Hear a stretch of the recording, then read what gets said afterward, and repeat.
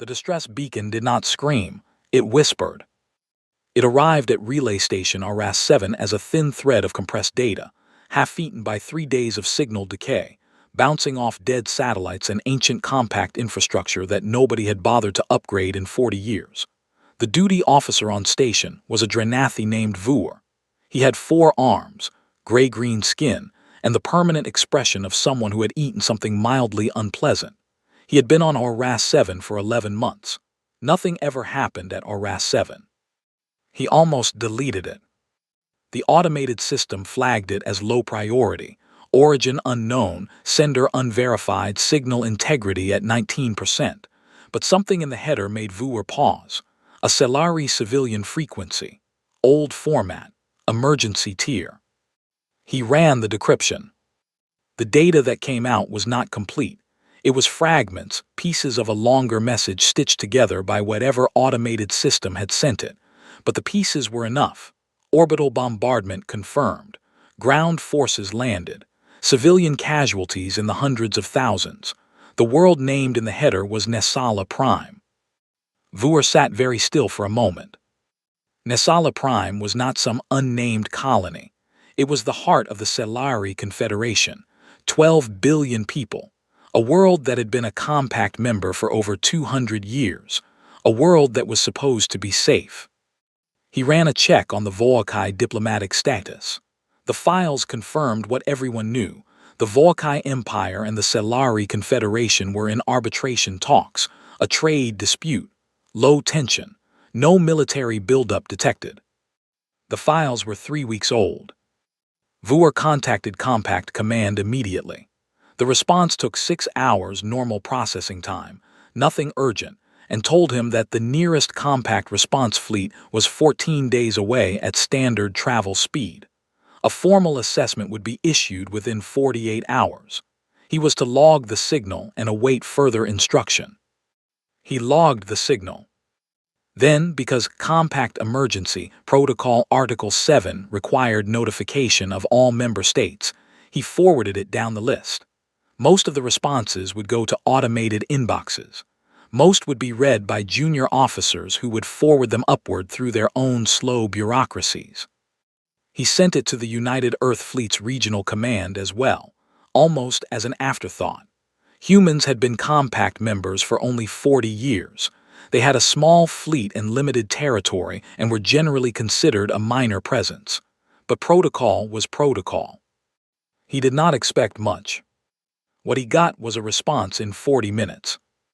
Not a reply, not an acknowledgement. A direct channel request from the UEF 3rd Combined Fleet, flagged urgent, asking for the original signal data, all sensor logs, and the complete Volcae diplomatic file. Vuor sent everything. He was not sure why. Something in the speed of the request made his secondary heart beat a little faster. 3 hours after that, the UEF 3rd Combined Fleet's 17 vessels began moving out of their patrol pattern. He pulled the fleet record out of curiosity. 17 ships. The flagship was listed as the heavy carrier Perseverance. The fleet commander was Admiral Dara Osai, former commander of the Earth Orbital Defense Network, decorated in the Carrion border conflict 7 years prior. The fleet's last combat engagement was 2 years ago. They were supposed to be on a routine patrol rotation for another 4 months. They were not on patrol anymore. Vuor watched the fleet's trajectory on his long-range sensors for a long time. They were heading for Nessala Prime, not at standard cruise speed. They were burning hard, past the recommended drive limits for sustained travel. At this rate, they would cut 11 days down to 6. They would also use significantly more fuel than their patrol resupply allocation allowed. This would require a formal request for emergency resupply authorization, which would need to go through 3 separate Compact departments. He checked the fleet's filed flight plan. There was no filed flight plan. They had simply left. He sent an urgent follow-up to Compact Command, flagging the human fleet's unauthorized departure from patrol zone. The response, when it came 8 hours later, told him to observe and report and take no action at this time pending formal assessment. By then, the human fleet was already 4 hours deep into the burn. Vuer looked at the original signal data again. He pulled up a Celari cultural reference file, something he kept in his personal database from his years as a diplomatic attaché. He found what he was looking for, a photograph of Nessala Prime's capital taken from orbit on a clear day. White towers, green parks, a river delta that turned gold in the afternoon light. He looked at it for a long time. Then he requested a transfer to the Perseverance as an official compact liaison observer. The request went through faster than he expected. The human admiral approved it personally within the hour. He had just enough time to pack one bag before the shuttle came. He did not know, climbing the docking ramp, that he was walking toward the most frightening thing he had ever witnessed. He did not know that in 6 days he would stand on a human warship and watch a species that had barely left its own solar system 40 years ago take apart the largest Volkai invasion fleet ever assembled. He just knew that something was happening, something the compact, slow machinery was not built to handle. And the humans had not waited to be told it was their problem. That, more than anything, was what made his secondary heart beat fast. The first thing Vuer noticed about the Perseverance was the smell. Not a bad smell, just a specific one, something faintly metallic, layered under the recycled air, with a hint of something biological that he could not quite name. He would later learn it was the combination of human sweat, the particular oil they used on mechanical parts, and the coffee they drank in quantities that would give most species heart failure. But in the first hour, he just noticed that the ship smelled lived in. Deeply, thoroughly lived in, as if the crew had been here so long that the ship had absorbed them. He was given quarters near the observation deck, small but clean.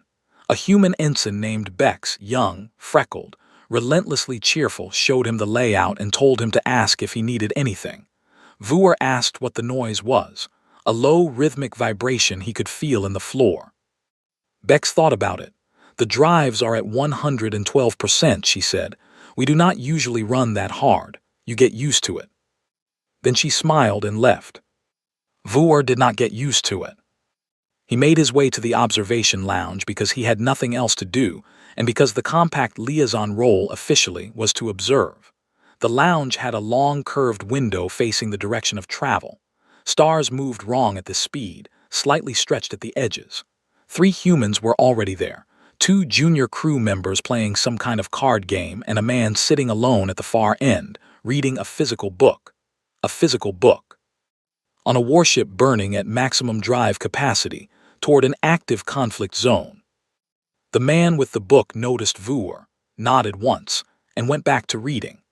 Vuer later learned his name was Captain Rowan Adler, commander of the heavy cruiser Resolute, traveling with the fleet for a joint coordination exercise that had just become something else entirely. That afternoon, Vuer attended the fleet-wide tactical briefing in the Perseverance's command center. He had attended military briefings before. Compact briefings were formal, structured, and careful. They involved projected casualty models, diplomatic option trees, and at least 3 separate subcommittees of analysis. This briefing lasted 20 minutes. Lieutenant Commander Orion Baez, young, sharp-eyed, with the look of someone who had not slept in a day and did not intend to sleep for another, put the Volkai fleet projection on the main screen. 207 vessels confirmed by the last available sensor data. Ground forces landed on 3 continents. Orbital bombardment had stopped, which meant either the ground campaign was advanced enough that they did not need it anymore, or they were saving power. Neither option was good. He then put up the UEF fleet composition, 17 ships. Nobody in the room reacted to this comparison. That was the part that Vuer found strangest. No hesitation, no visible concern. One officer asked about fuel reserves. Another asked about drone intercept ratios. A third asked whether the Volkai used decentralized command architecture or a high priority system. Baez answered each question. Admiral Osai listened and asked 2 questions of her own, both about timing. Vuer raised his hand and noted, formally, that the UEF fleet did not have compact authorization for offensive engagement. Osai looked at him with the patient expression of someone who had already considered this. She said that they were responding to a distress signal under Article 7 of the Compact Emergency Response Charter, which required no prior authorization. They were not an offensive fleet. They were a rescue mission. Vuer said that Article 7 was written for medical ships. Osai said, yes, but it does not specify ship type. The briefing moved on. Later, unable to sleep, Vuer wandered toward the cargo level. He heard them before he reached the bay doors, not shouting, not weapon fire, just movement. A controlled, rhythmic sound of people moving fast in a confined space. He looked through the bay window. Staff Sergeant Priya Nanda's Marine platoon was running drills. Full kit. Zero-gravity simulation panels in the floor creating unpredictable footing. They moved through a mock corridor structure in teams of 4, breaching doors, clearing corners, covering each other's movement in silence broken only by hand signals and the occasional clipped word. Nobody was watching them. No officer standing at the side with a clipboard. They were doing this because they had decided to do it. Vuer watched for a long time. On day 4 of the transit, a second signal arrived from Nesala Prime, weaker, more damaged, but the voice in it was clear. Her name, the translation software identified, was High Architect Tessava. Her title meant something close to Chief Civilian Administrator. She gave coordinates. She described her location, a deep infrastructure bunker beneath the capital, shielded by 5 meters of reinforced stone. She reported approximately 2,000 civilians sheltering with her. She described the sound she could hear through the walls, distant, rhythmic, the sound of Voakai excavation drones working methodically through the city above. At the end of the signal, she said, "Please hurry, they are not finished here."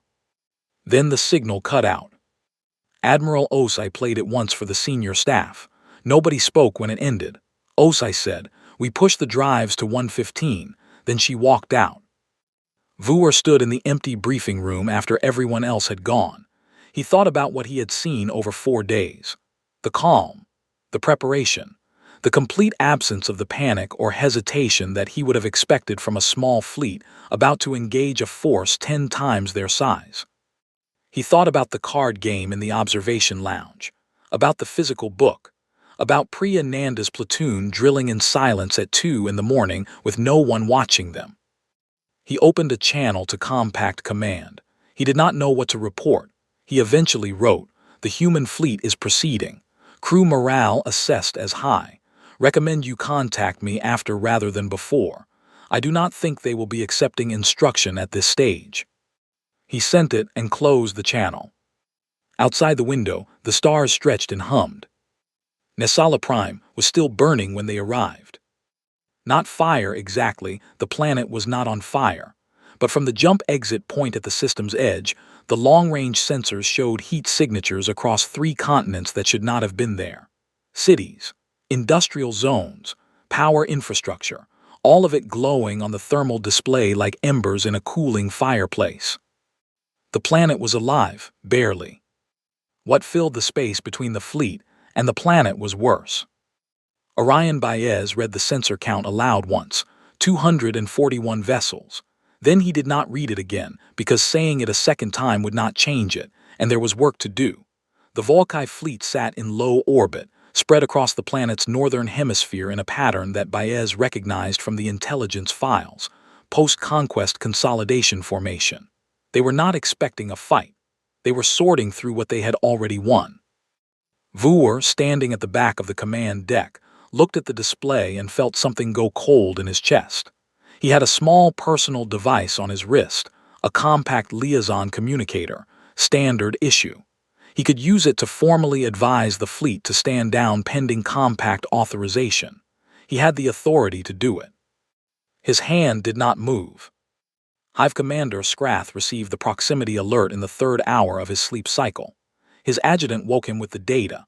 17 vessels, human configuration, emerged at jump distance. Scrath looked at the number. He thought about how the compact typically responded to military situations, with hails, with formal identification, with a request for mutual disengagement pending diplomatic resolution. He had navigated 3 compact interventions before. He knew the rhythm of it. He opened a broadcast channel to the human fleet. Standard compact hailing protocol. He identified his fleet, stated that Nessala Prime was currently under lawful military administration of the Volcae Empire under right of conquest, and invited the arriving vessels to identify themselves and state their intention. The human fleet did not respond. This was unusual but not alarming. Sometimes there were transmission delays. Sometimes junior officers needed time to connect their commanders. Scrath waited. His adjutant noted that the human ships had not slowed down. They were still moving at high speed on an intercept vector. This was perhaps more unusual. Scrath sent the hail again. He got his answer 14 seconds later, and it was not words. 4 mass driver projectiles, fired in sequence from the lead human vessel at a range most compact weapons did not consider viable for accurate fire. They were not aimed at any single ship. They were aimed at the densest cluster of Volcae vessels in the formation, a point where 11 ships sat within tight mutual support distance. The projectiles were solid ferrous slugs, no warhead, no guidance system after launch, just mass and velocity. 3 of the 4 connected.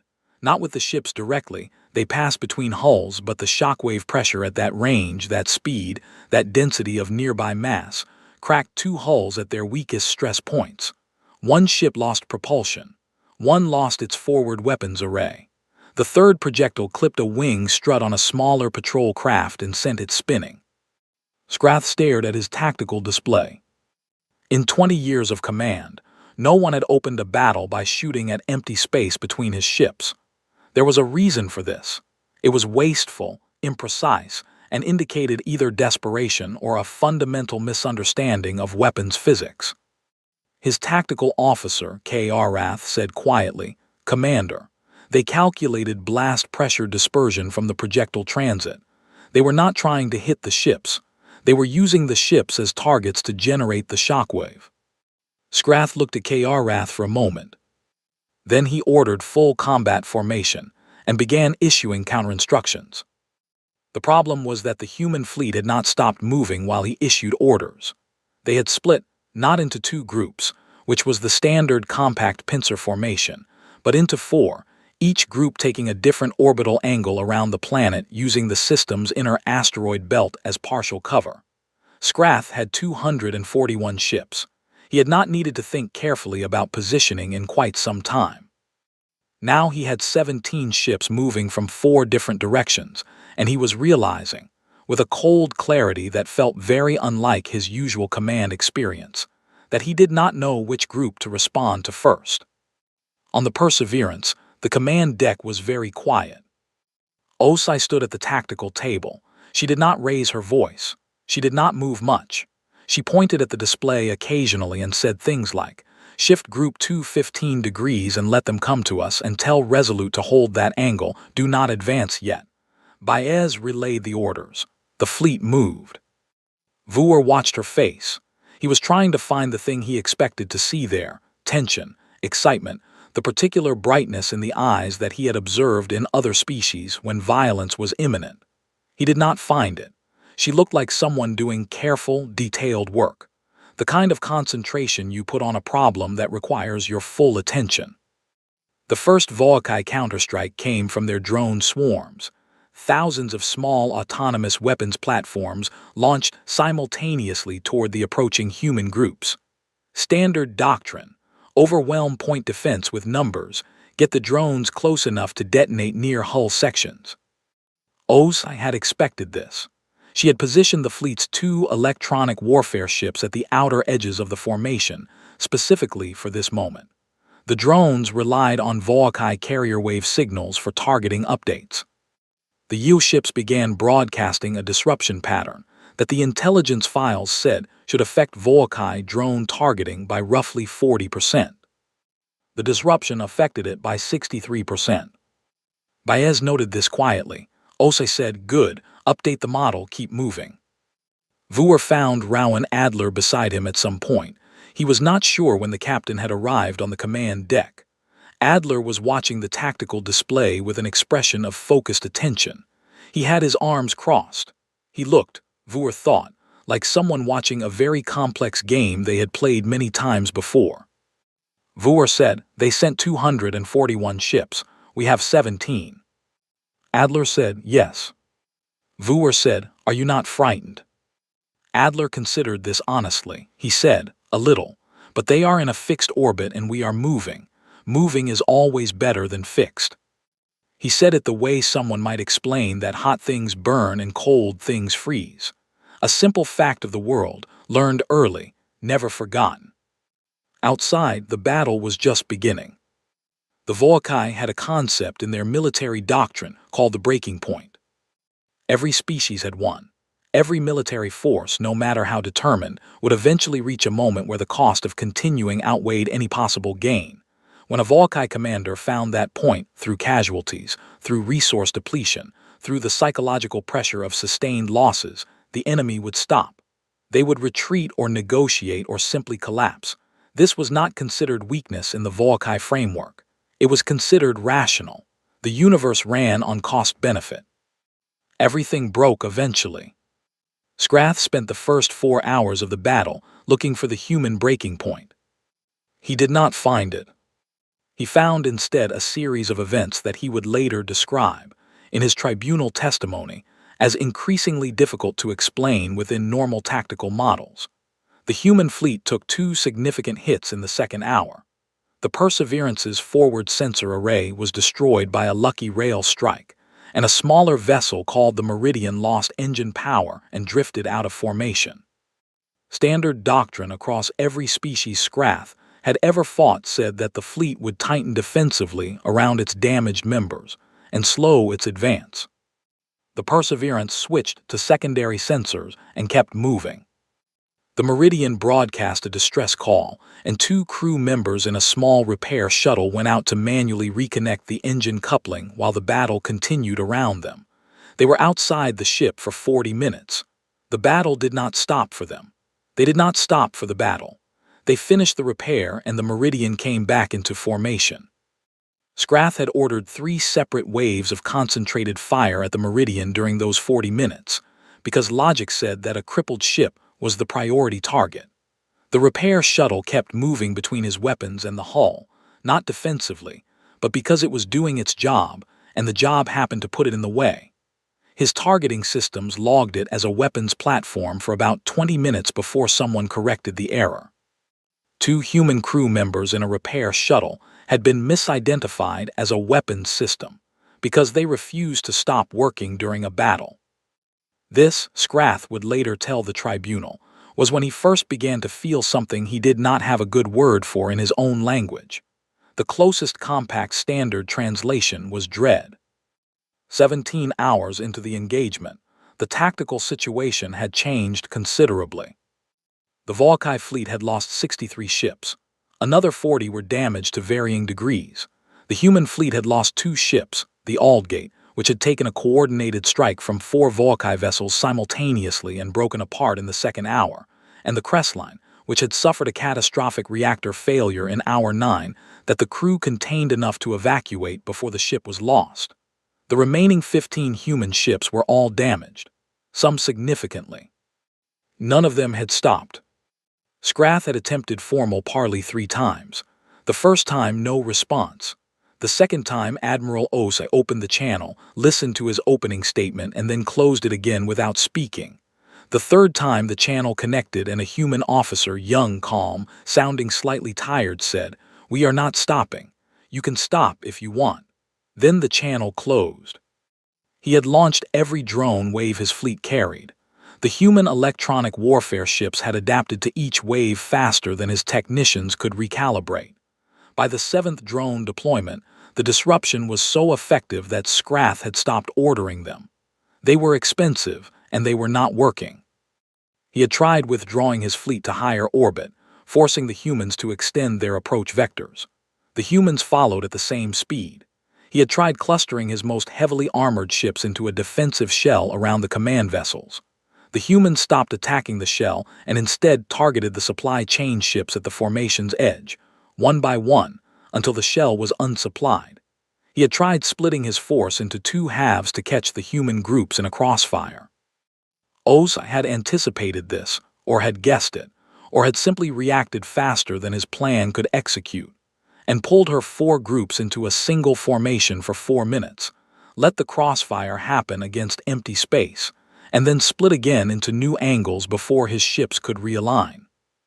She was playing the battle like someone who had done this before, in a body that knew how to absorb pain and keep moving, on a planet that had been trying to kill her species for 1,000,000 years and had only partially succeeded.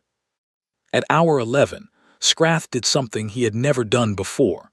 He asked his adjutant K.R. for a probability model on the engagement outcome. K.R. ran the model. She was quiet for a moment. Then she said, "Commander, if the trend continues, we will lose this engagement within 6 hours." Scrath looked at the display. 241 ships against 17. He had lost 63. They had lost 2. He said, "Run it again." K.R. ran it again. She said, "The result does not change." On the ground below, things were also changing. The Volkai ground forces had been coordinated from orbit resupply runs, air support, targeting data from satellites.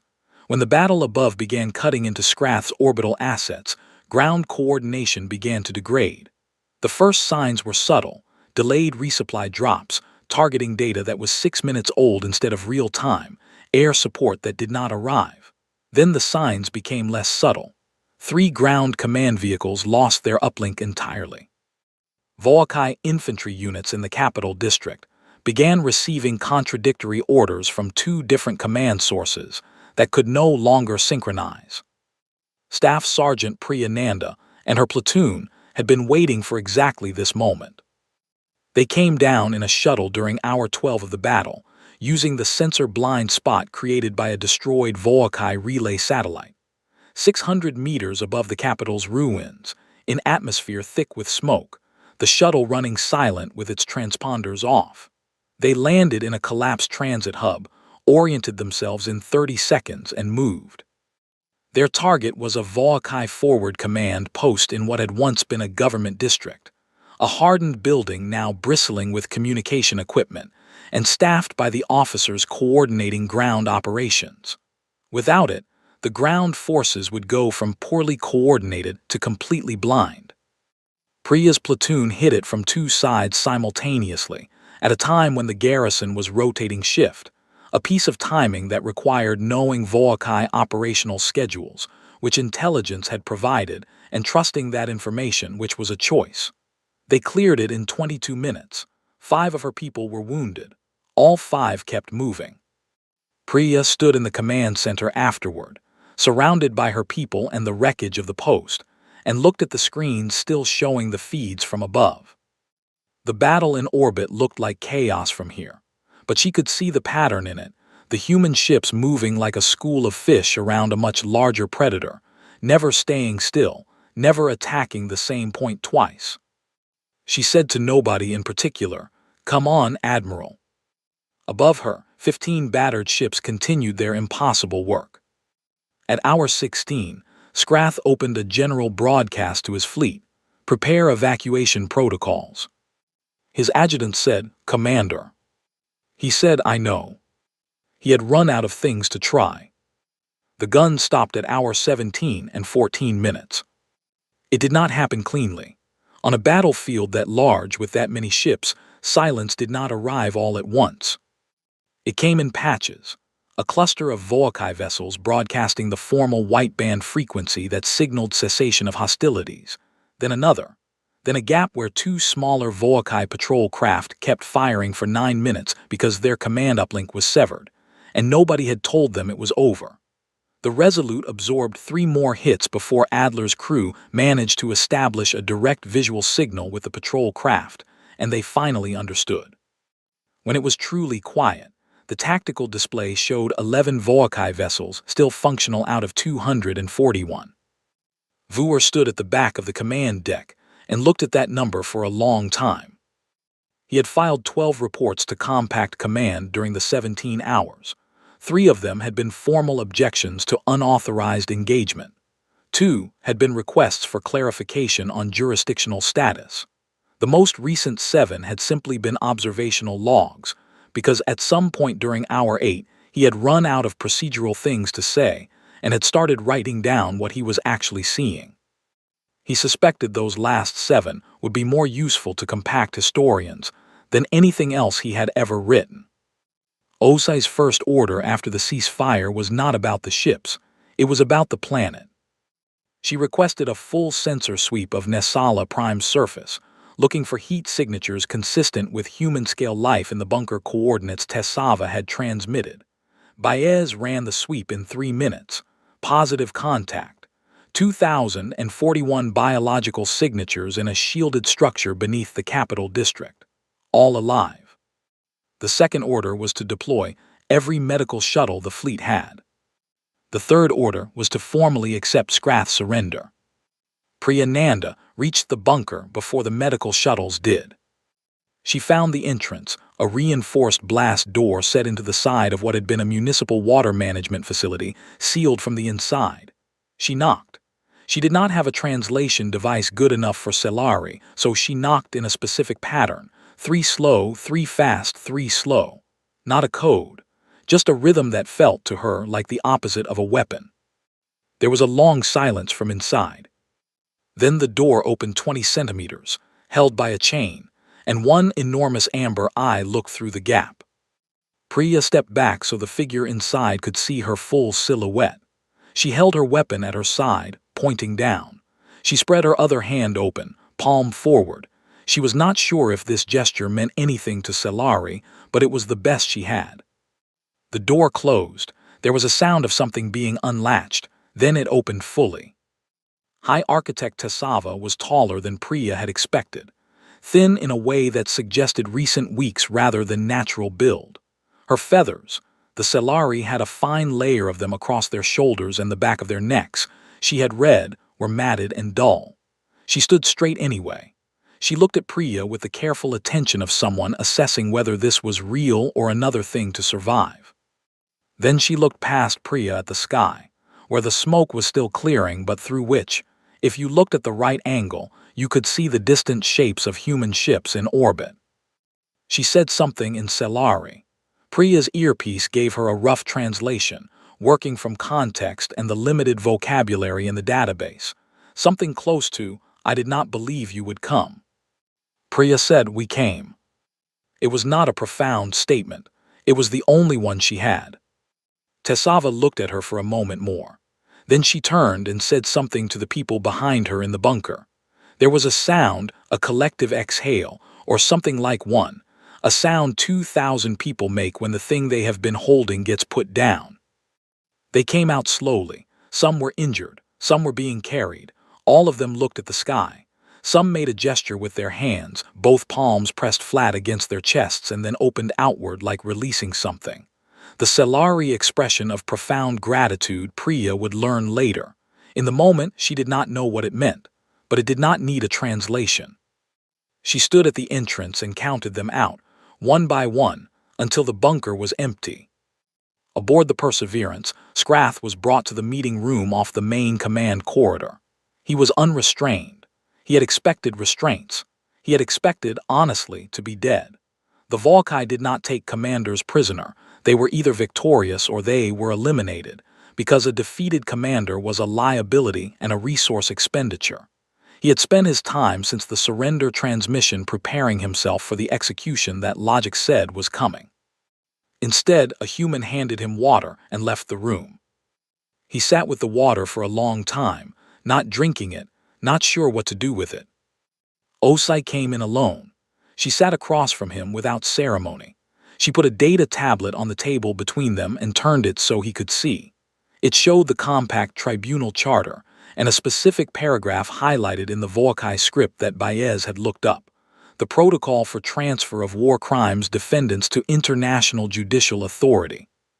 She said, "You will be transported to compact headquarters under standard prisoner conditions. You will stand before a tribunal. You will have access to legal representation." Scrath looked at the tablet. He looked at her. He said, "Why?" She said, "Because you surrendered and the surrender is being honored. Because killing you solves less than making you answer for this. because the Selari deserved to see a court proceeding, not an execution. He said, "This is not how war ends." She said, "It is how we end it." He had no framework for her answer. He sat with it for a long time after she left. That evening, Vuer sat in the observation lounge and wrote his final report. He had been composing it in his head for 3 hours. When he finally typed it out, it was much shorter than he expected. He wrote, "The human fleet engaged a force of 241 Volkai vessels with 17 ships and ended the invasion of Nessala Prime. Civilian population confirmed preserved. Enemy commander taken alive for tribunal. Compact authorization was not obtained in advance. In my assessment, had it been sought, the answer would have arrived after the Selari Confederation ceased to exist. I am unable to find procedural language for what I observed. I am not certain procedural language is what this moment requires."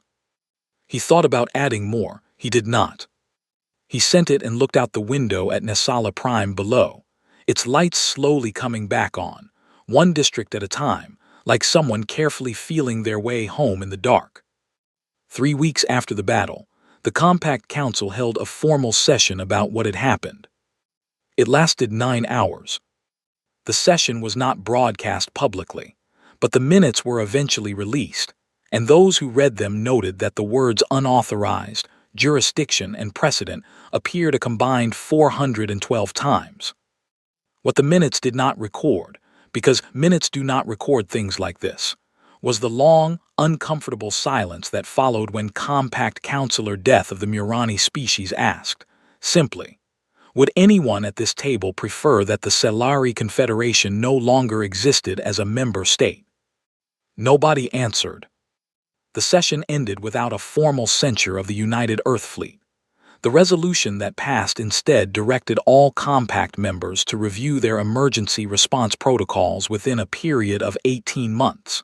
It was, in the careful language of the document, a forward-looking measure rather than a retrospective judgment. Tessava submitted her statement to the Council 12 days after the session. It was 11 pages long. She wrote it herself in Selari and then provided the Compact standard translation. She described the 6 days in the bunker, the sounds through the walls, the faces of the people with her, the moment when an elderly administrator named Furel had a heart episode and they had no medical equipment and she had held his hand and talked to him about his garden until the episode passed and he recovered. She described the moment the door opened and a human soldier had stood there with her weapon pointed at the ground. The last paragraph of her statement said, "I have been asked whether I believe the human fleet acted within the boundaries of Compact law. I am not a legal scholar. What I know is that I transmitted a signal into empty space on the 5th day of the invasion because I had nothing else to do. I did not believe anyone would come. I believed I was simply making a record so that if anyone found the bunker afterward, they would know what had happened here. The humans came in 6 days. The nearest Compact response fleet would have arrived in 14. I leave the legal question to those who enjoy legal questions. I know only what the mathematics say." Vuer testified before the Council's Emergency Response Subcommittee in person. He was a precise and careful speaker by nature. He had given testimony before in smaller proceedings and had always been thorough and measured. This time, a junior counselor asked him whether he believed the humans had been reckless. Vuer sat with the question.